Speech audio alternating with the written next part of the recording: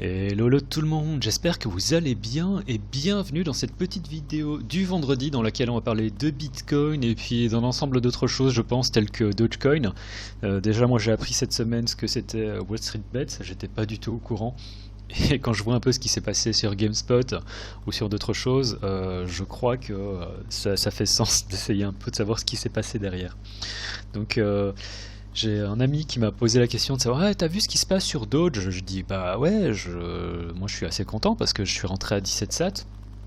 Alors pour la petite histoire, pour que moi je vous raconte un peu comment est-ce que s'est passé mon voyage sur Doge, c'est que déjà, ça remonte déjà un certain temps, hein. Ça remonte ici. Donc en décembre, moi j'ai commencé à acheter du Doge et j'ai une moyenne, je pense, d'entrée qui se situe aux alentours des 17 sats. Donc vraiment pas mal. Et j'avais déjà mis à l'époque un point de sortie à 39 sats parce que c'était plus que le double de ce que j'avais mis dedans. Et j'avais mis un autre point à 50 sats ou quelque chose comme ça. Et donc je suis sorti ici en faisant un x2 sur une moitié de position. J'étais plus que ravi. Et puis je me suis dit bon, quand il y a eu ça, je me suis dit bon ben je vais garder le bag. Et puis je vais remonter en fait mon entrée, je vais mettre un truc à 60 parce que je me dis ça fait sens à partir des 30 sats, parce qu'on était encore ici, d'encore faire un x2. Et donc quand le pote en question m'a contacté sur Facebook, il m'a dit ouais t'as vu ce qui se passe sur Doge? Moi je pensais qu'on était encore ici parce que j'avais vu que Doge avait fait un pump aux alentours des 100 sats. Et je me suis dit ouais bah, j'ai vu, ouais, je suis même assez content, je suis sorti à 60 sats. Et j'ai pas vu que ce truc était monté à 250. Et j'ai vu en plus qu'il me restait des miettes, mais vraiment je parle de miettes de Doge, et que j'ai réussi à les refourguer à 238. Suite à ça ensuite j'ai réussi même à prendre deux shorts qui se sont très bien passés sur Doge. Après c'était pas compliqué non plus quand on voyait les niveaux où on était ici quand j'ai pris un short, donc j'ai pris un short ici et j'ai pris un deuxième short lorsqu'on a eu le breakdown ici, et je suis même sorti aux alentours moi je suis vraiment sorti ici, donc je suis vraiment pris là et j'ai pris toute la viande et j'étais vraiment ravi. Et bon là on peut voir qu'on est encore au sein d'une espèce de consolidation et que peut-être on pourrait continuer à la monter plus haut, mais moi je ne pense pas. Ce qui se passe là c'est quand même déjà assez incroyable. On parle d'un meme coin, l'air de rien. Après, ça fait sens, hein, c'est de l'argent d'internet, tout ça. Mais quand je vois que ça part à la base de pas grand chose, c'est quand même assez étonnant. Donc est-ce que Doge va arriver à 1$ un jour? Est-ce que la légende, parce qu'à l'époque en 2017 il y avait déjà des gens qui étaient à fond sur Doge et qui disaient ouais on va aller à 1$, est-ce que ça va se passer? Ouh, on n'en est pas loin. Après si Doge arrive à 1$, il faut se rappeler que ça va le placer probablement troisième du CoinMarketCap derrière Ethereum. Alors si Ethereum dump un peu et que Doge continue à pumper et va à 1$, chose que j'imagine pas, mais imaginons, parce que ça pourrait être drôle, que Doge se retrouve juste derrière Bitcoin. Et bref, on va faire l'analyse un peu du BTC. Donc en hebdo, pas grand chose à dire, ça se passe quand même vachement bien, dans le sens où si on regarde, là on dirait on est éventuellement en train d'effectuer un range, donc une consolidation, et en espérant que ce soit une consolidation qui soit accumulative et qui mène à un breakout vers le haut pour aller beaucoup plus haut. On n'en est pas encore là, on ne sait pas ce qui se passe. Donc je préfère ne rien dire, mais en tout cas l'hebdomadaire se porte bien, on dirait qu'à 32 000 on a trouvé une zone de support. Si je regarde en daily on avait donc résistance, support, cassure du support, retest, et puis on est venu rechercher ça ici. Donc moi la semaine passée je vous avais donné un exemple de trade, et je crois que je l'avais peut-être tradé, pendant que je faisais la vidéo, et vous aviez même la possibilité de me suivre pour ceux qui ont regardé la vidéo peu après l'upload. Et je vous avais dit voilà je prends un short ici pour viser ici en dessous. Et pour la petite histoire, j'avais mis ma prise de profit aux alentours des 30 800, chose que j'ai pas eu. Et finalement, ça m'a permis de prendre mes profits en dessous des 30 000, aux alentours des 29 008. Donc vraiment pas mal ce qui s'est passé sur cette semaine. Par contre, après j'ai fait le con et je vais expliquer ce qui s'est passé. Mais en daily, le fait que voilà, on est revenu au-dessus de ce support, c'est une bonne chose. Et l'idée c'est quoi du coup? C'est tout simplement d'essayer de prendre une position longue si on vient faire un retest de ce support. Ça du coup ça ne m'intéresse pas forcément, et ça non plus. Et même ça non plus d'ailleurs. Pour les shorts, on va regarder ça en 4 heures. En fait, les shorts étaient ici là maintenant. Et j'aurais voulu en parler, j'aurais vraiment voulu faire la vidéo genre il y a 1 heure pour vous parler de ce setup. Mais là c'est un peu compliqué. Donc pour ce qui est, là déjà on peut voir qu'on est sous... C'est l'hebdo ça en plus, hein. C'est le niveau que je viens de tracer en hebdo, ok.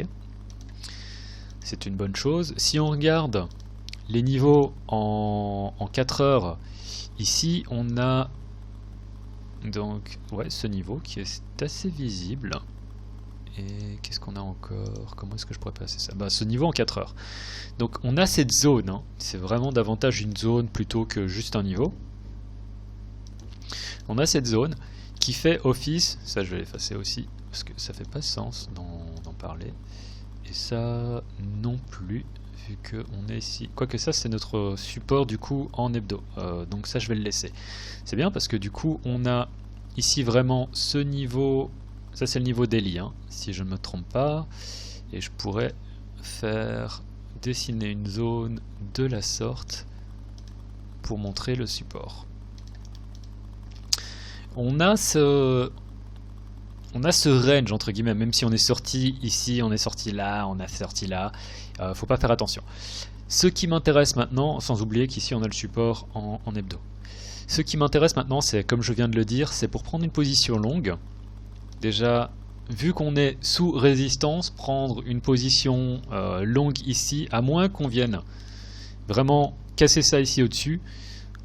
Et à partir de ce moment-là, ouais, setup long, pour chercher ça dans un premier temps, voir le all-time high et encore beaucoup plus haut, qui sait où est-ce qu'on va aller. Tant qu'on ne fait pas ça, je ne prends pas de position longue là où on est actuellement. Parce que ça, on est sous résistance, l'air de rien, on peut voir, hein, c'est une résistance qui est autant là en hebdo qu'en intraday. Et l'idée ce serait d'attendre qu'on fasse une retrace. Si on fait une retrace sur ce niveau de support qui est autant visible enfin qui est sur un ensemble de time frame pour jouer le range. Donc je viens de rentrer un short et je vais expliquer pourquoi.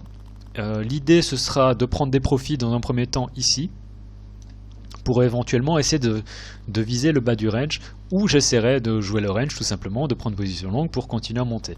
Si on fait la remontée, là ce que j'espérerais du coup c'est qu'on finisse par casser ça comme ça et qu'on continue à monter. Pour le moment je ne suis pas certain de la manière dont ça va se passer, mais je vais expliquer. Donc du coup pour les positions short, pour que je vous donne un peu les setups de manière claire, la première c'est soit on casse la zone ici vraiment, il faut vraiment casser les 38 000, on trouve du support, on fait un flip et on va chercher les 40 000, voire les 42, voire beaucoup plus haut. Parce que là, à partir du moment où on rentre, si on fait ça, on rentre à nouveau vers la zone de... Enfin, on n'a vraiment plus aucune notion au niveau des prix, on arrive au all-time high. Et à ce niveau-là, qui sait où est-ce qu'on pourrait aller. Donc ça, c'est une première idée pour un long. Deuxième idée, c'est tout simplement, on vient rechercher ici. Et à partir de ce moment-là, éventuellement, prendre des profits là. Garder une partie ouverte, parce que si jamais on a ça qui se passe, bah là, vous pouvez éventuellement continuer à rider une tendance. Ça, c'est ce que je vois pour une position longue. Pour la position short, je suis déjà dessus actuellement, et je vais vous expliquer. Là, il faut vraiment regarder très très bas. Donc, la logique pour mon short, c'est quoi? C'est que ici, on peut voir, hein, on a une zone de résistance multi-time frame. Et ce que j'ai fait, c'est vraiment, je l'ai pris en 5 minutes, donc j'ai pris une petite position, je ne suis pas forcément au gain, je vais regarder un peu juste après comment ça se passe. C'est qu'on a quoi? Ici, on a déjà on a ce niveau de résistance, alors ça ne m'intéresse pas forcément ici, parce que, voilà, la manière dont j'ai vu ça, c'était quoi? C'est on a du 5 minutes, on a un triangle ascendant, mais surtout l'idée c'est généralement quand on a ce genre de pattern, et Et c'est pour ça que je vous ai dit souvent, essayez de pas de trop trader les échelles de temps qui sont trop petites, parce que généralement ce genre de pattern a tendance à foirer en 5 minutes. C'est moins le cas lorsqu'on est sur du daily, sur de l'hebdo, mais en 5 minutes, généralement ça a tendance à foirer. Donc on a ce triangle ascendant, on est, pour rappel, on est sous résistance, on a la cassure, donc sous résistance, je vais remettre...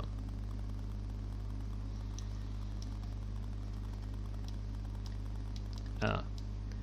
Donc pour rappel, hein, on a cette résistance,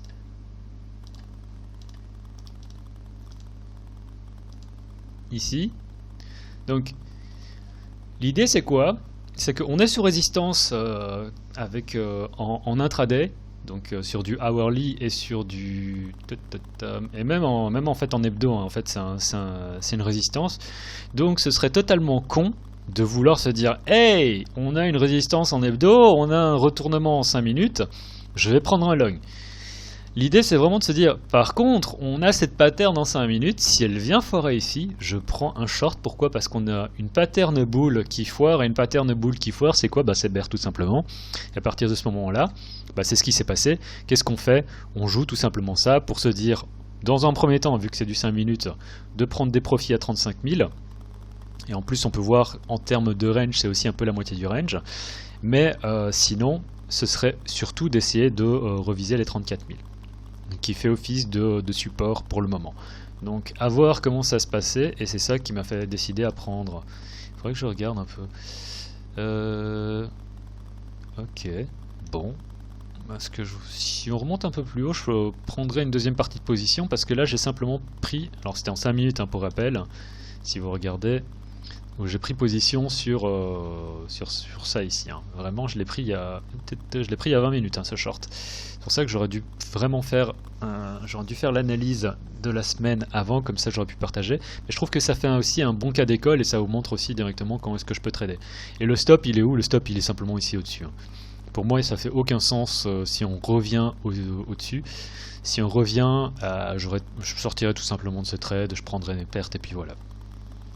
Aussi, pourquoi j'aime ça? Parce que le risque, il est clairement défini. Le risque, il se situe en vrai ici. Je pense que mon stop, il est un peu en dessous. Mais pour moi, ça fait pas sens qu'on vienne rechercher ici au-dessus. Si on revient rechercher ici au-dessus, j'ajouterai à mon short. Dans le sens où là, j'ai un risque d'1,5%. Et j'ai aucun mal vraiment à ajouter au short pour avoir un risque de 1% dans ce genre de cas. À voir où est-ce qu'on remonterait. Hein. Je pense pas qu'on vienne monter aux 38 000, mais si on remonte à 37 500, 37 600, je rajouterai au short. Donc voilà, ça c'était pour Bitcoin. Je pense que j'ai été clair. Hein. Si jamais on remonte aussi d'ici la vidéo, que la vidéo soit uploadée à 37 600, eh ben n'hésitez pas à éventuellement prendre un short. Je ne sais pas comment ça se passait. Ce que je voudrais après seulement, c'est si je regarde 5 minutes. Ce que je voudrais... Waouh, non, ça on évite. Ce que je voudrais, ceci dit, c'est quand même que...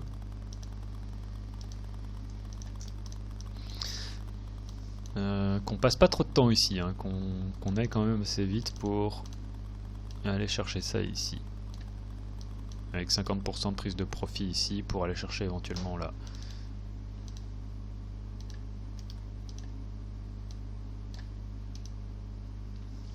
Pour ceux qui se posent la question, ça fait quand même un 2R. Donc c'est plutôt pas mal. Donc voilà, ça c'était pour Bitcoin. En attendant, sur des échelles de temps un peu plus grandes, moi j'ai quand même l'impression que malgré ce que je viens de dire, malgré le scénario éventuellement de retrace, que... qu'est-ce que j'ai tracé ici? Je ne me souviens absolument pas de tout ça. Mais c'est un bon exemple. Que on a quand même toutes les chances. Et même si on fait une retrace jusqu'à, mettons, 32 000, moi j'ai aucun problème pour acheter 32 000. Avec un stop ici en dessous. Dans le sens où, si on regarde en daily, on a quand même cette espèce de pattern encore. Et qu'est-ce qu'on a eu cette pattern? On l'a eu ici, on l'a eu ici, on l'a eu ici.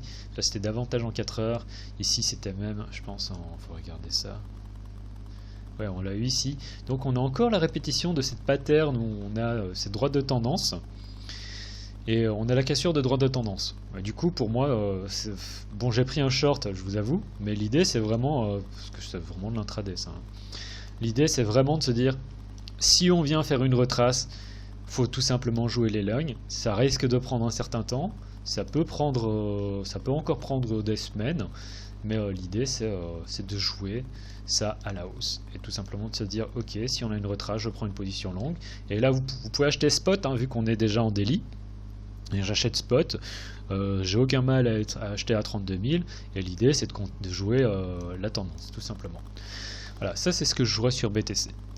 Donc peut-être qu'on pourrait éventuellement retourner vers le all-time high. Si on perd, alors il faut voir ça en daily, mais si on perd les 30 000, déjà si on revient ici en dessous, ça risque de pas être triste. Hein. Je pense que les 24 000... 27 000 dans un premier temps, 24 000, c'est pas quelque chose qui serait impossible quand je regarde ce daily. Surtout si on perd ce niveau. Imaginons que maintenant on retrace tout ça, ce serait vraiment pas beau. Et à partir de ce moment-là, ça ferait ça qui faisait office. On peut voir un support. Ça va faire office de résistance. À mon avis, on va aller chercher plus loin. On va éventuellement casser le creux qu'on aura fait et on va probablement chercher plus bas. À voir, je ne suis certain de rien et on va voir déjà comment est-ce que ce short-ci se passe. Mais ça, ce serait vraiment un scénario, on va dire, où les bears seraient en contrôle total, et pour le moment, je dirais que c'est pas forcément le cas. En plus, Elon Musk a changé sa bio Twitter. Pendant tout un moment, en plus, c'était CEO of Dogecoin. Alors, je sais pas comment est-ce qu'il pourrait éventuellement s'en sortir si on... Enfin, quoique, c'est des cryptos, donc c'est des marchés non régulés, donc on s'en fiche. Ils risquent pas grand-chose, je pense, d'un point de vue judiciaire aux États-Unis. Voilà, ça c'était pour BTC, ça fait déjà 17 minutes que je parle, donc je vais m'arrêter là. Ethereum contre Bitcoin. Ethereum contre Bitcoin, on est ça, je vais effacer. Le fait qu'on ait retracé ici, on est pile poil dans une zone où ça pourrait être intéressant de prendre éventuellement une position longue. Hein. Quoique j'aime moyennement ce qui se passe ici. Hein. Oh, ouais, ça j'aime moyennement. On peut voir qu'on a bounce, rejet. Et ce que j'aurais voulu voir, je vous avais déjà dit ça la semaine passée, c'est que tout simplement on fasse un retest ici au-dessus. C'est pas encore négatif, hein. Ça pourrait même être un bon point pour une entrée, mais vu qu'on peut voir que on a cette hésitation là, je me demande si ça pourrait pas faire un truc comme ça, et là ce serait pas positif. Hein.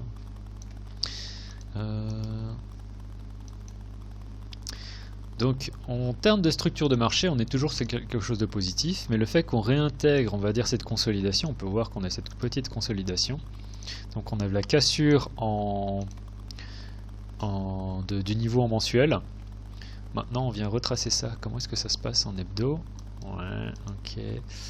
Alors sachant qu'on a le mensuel, on a la clôture du mensuel dans 2 jours, j'éviterais de toucher à ça. Dans le sens, si on clôture de la sorte, ça pourrait quand même... Le pire, ce serait si on clôture en fait le mensuel à 0.35. À partir de ce moment-là, je pense que ce serait vraiment pas positif pour Ethereum et qu'il y aurait un max de monde qui va se faire... qui va manger la poussière. Après, ça paraît entre guillemets un peu compliqué de finir la semaine à 0.35. Mais ce qui se passe là, le fait qu'on n'ait pas un buyback qui soit très très fort. Après, voilà, je vais m'arrêter dans les spéculations, de regarder le mensuel, l'hebdo. Je vais regarder tout simplement ce qui se passe en daily. Le daily, c'est quoi? On a une consolidation, on a la cassure, on peut voir, on a le petit retest ici. On casse au-dessus d'un niveau qui est un niveau mensuel, on trouve du support.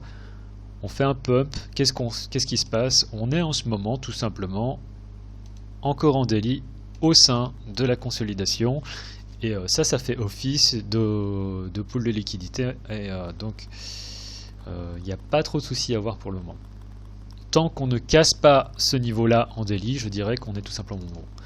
C'est-à-dire que tout ce que je viens de dire sur mensuel, ça pourrait être moche, machin, tout ça, il faut garder à l'esprit que tant que la structure de marché en daily elle est haussière, il n'y a pas trop Il faut arrêter de... Enfin, il faut que j'arrête, moi, de parler de « Ah, ça pourrait être négatif ». Oh là là, ce volume, ça reste quand même un peu pas terrible. Hein. Donc, en daily, ça reste positif. En intraday... Oh là là... Comment ça se passe ici? Hello you. J'ajoute à ma position et je regarde plus. Je vais juste mettre mon stop. 38 311. 21, on va rajouter un petit peu. Donc à voir comment est-ce que ça se passait ici. Si ça tombe, ça va continuer à monter, je ne sais pas. Mais en effet, ce qui se passe ici, c'est moyen. Mais c'est pas négatif pour autant, hein, vu qu'on est en intraday et que le daily reste positif, l'hebdo reste positif. Faut voir ça en hebdo, hein. Épaule, tête, épaule inversée, cassure, retest ici. Donc il faut tout simplement se dire que on pourrait éventuellement tout simplement continuer là. Pourquoi est-ce que je ne joue pas, pourquoi je ne prends pas une position longue ici? La position longue en fait, ce serait de se dire on prend position là. La vraie logique, ce serait de mettre le stop ici en dessous. Après, bien sûr, le stop, on le mettra jamais aussi bas, parce que c'est un peu de la folie. Ici, on a ça. Ici, on a ça. 1, 2. Et l'idée, ce serait éventuellement de mettre un stop ici. Si on sort ici, et pour aller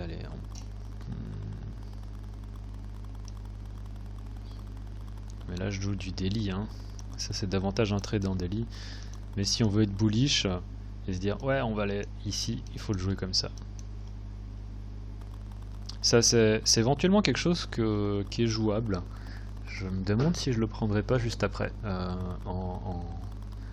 Si je prendrai pas ce trade. Je pense à voix haute. Mais ouais, donc on peut voir aussi. Waouh! En hebdo, Ethereum contre USD, fou, rien à dire, hein, c'est incroyable, toujours énormément de force. Je ne vois aucune raison aussi pour laquelle ce truc ne continuerait pas à pumper.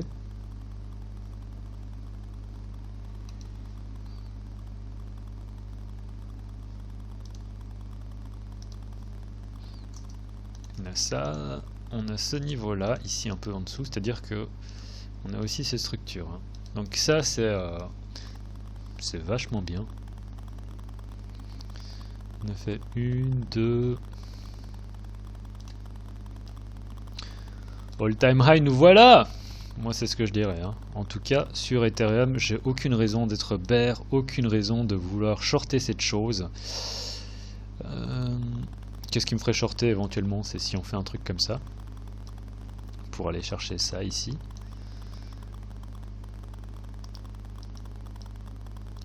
Voilà, ça c'est ce que je ferais sur Ethereum, sinon je ne touche pas, tant qu'on n'a pas un stop qui serait bien défini également. Mais là j'ai vraiment l'impression que ce truc va tout simplement continuer. Donc voilà, ça fait également sens du coup de prendre une position longue ici. Parce qu'à mon avis il y a pas mal de gens qui doivent se dire ah, qu'est-ce qui se passe sur Ethereum? Bitcoin on est sous résistance, hein, donc je suis désolé en fait parce que vu que je suis dans un trade et vu que j'ai envie de prendre une position aussi sur Ethereum contre Bitcoin, je pense un peu tout haut et du coup je me rends compte que je suis en train normalement, je devrais faire une analyse et que je devrais pas non plus penser tout haut. Du coup, si vous me mettez un pouce en l'air, je vous en serai énormément reconnaissant. Si vous le faites pas, il n'y a vraiment aucun souci, je comprendrai pourquoi. Litecoin continue à faire son chop immonde et là j'ai l'impression qu'on va continuer tout simplement à aller vers des plus bas historiques. Donc pas bon sur Litecoin. J'aime vraiment pas ce qui se passe là. Étonnamment, Litecoin contre USD est assez positif. Mais si jamais, enfin, on peut voir qu'on a assez de patterns, mais que il faudrait la casser pour évidemment que ça fasse quelque chose. Donc, j'aime pas trop non plus ce qui se passe sur Litecoin. Pourquoi il y a marqué code trust? Ça c'est Celsius, si jamais vous êtes intéressé, il y a le lien dans la description. Au passage, Prime, je sais pas si je l'ai dit en début de vidéo, mais cette vidéo est sponsorisée par PrimeXBT et j'ai réussi à discuter avec eux. On a un nouveau code promo de 50% sur votre premier dépôt. Donc si jamais vous utilisez le lien qu'il y a dans la description, vous utilisez le code CR... c'est quoi le code? LCG50. LCG50, vous avez jusqu'à 50% de bonus sur votre premier dépôt. Alors il y a un deuxième code aussi, il faut que je vérifie à quoi il sert, mais apparemment il sert à recevoir 0.005 BTC de bonus en plus, donc n'hésitez pas à utiliser les deux. Faut que je vérifie le deuxième et je vous mettrai ça en description dans la vidéo de toute façon. Et je pense que c'est tout, hein. J'ai déjà parlé de Doge, donc en dehors de ça, il n'y a pas vraiment quelque chose. 20 Dieu, BQX. Il y a quelqu'un qui a vendu ce truc là? Ah, la mèche à 300% qui sort de nulle part. Alors très positif hein, ce qui se passe sur BQX. Comment est-ce que j'ai analysé ça avant? Waouh. Non, tout ça c'est un gros fuck up hein, ce qui s'est passé.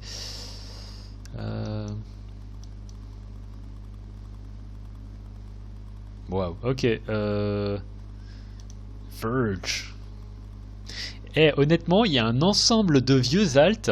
Je suis en train de me demander ce qu'ils sont en train de faire parce que c'est assez ouf.